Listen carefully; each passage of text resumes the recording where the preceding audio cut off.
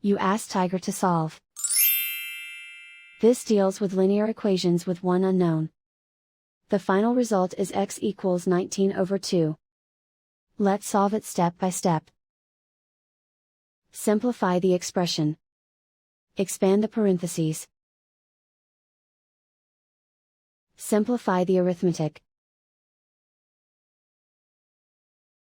Group all constants on the right side of the equation. Add 20 to both sides. Simplify the arithmetic.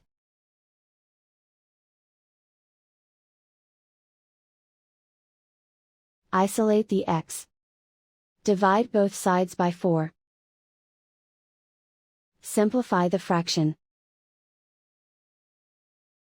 Find the greatest common factor of the numerator and denominator. Factor out and cancel the greatest common factor. And so the final result is x equals 19 over 2.